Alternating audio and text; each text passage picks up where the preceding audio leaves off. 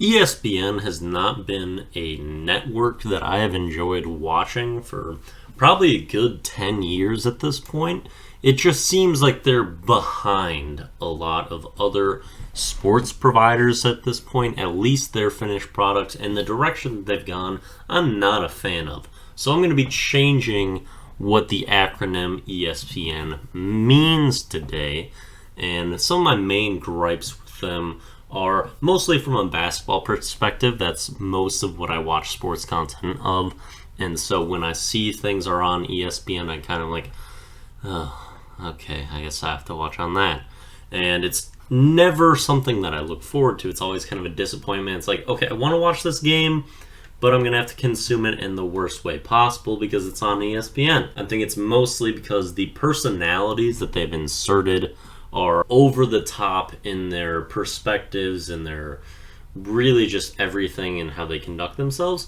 And I don't think that they have very good commentators for the most part, except for their like best of the best. They have like a couple that are good. And then most of their analysts I want to hear nothing from as well. There are exceptions to that, especially as of late. They've added some recent players that are really good, like Richard Jefferson, I think does a great job. JJ Redick is one of the best NBA analysts in the game, maybe the best. And then they just brought on CJ McCollum, who's pretty good too. So they are starting to resolve their issue a little bit. I think they're realizing some of where they were going wrong because they had just a lot of people who would deliver extremely sensationalized viewpoints and act as if their word was law without really providing great analysis. So ESPN would just be kind of like shouting matches in basically all of their segments that aren't actually showing a sport, but then they brought in a lot of those people to like the halftime shows or the pregame shows, and those are always subpar as well to go along with their subpar commentating team. And so outside of some recent bright spots, I feel like the network as a whole is just extremely exhausting and underwhelming. So I'm going to be renaming ESPN to excessively saturated projected nonsense. It's just really bad. I mean, everything is excessive. They're going over the top with everything they say and everything that they approach. They're not trying to make it logical. They're not trying to be correct.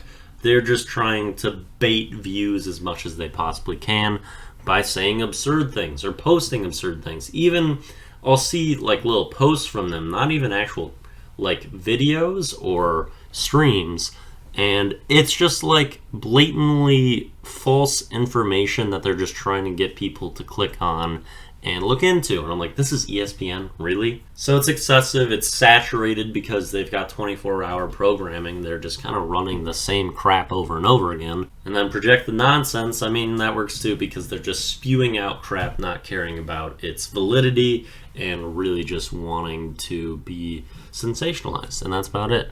No need to talk about ESPN anymore.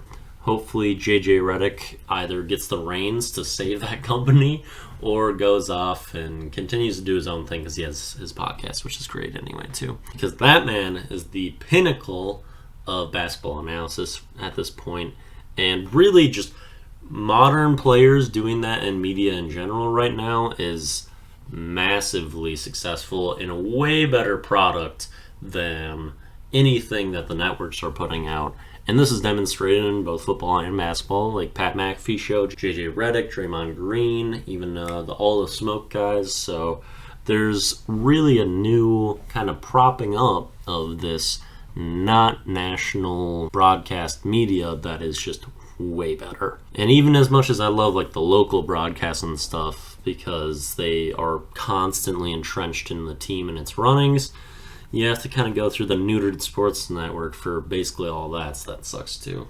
Anyway, let's move on to our song and video of the day. Song of the day is Watcher in the Sky by Ghost. This is from their new album Impera.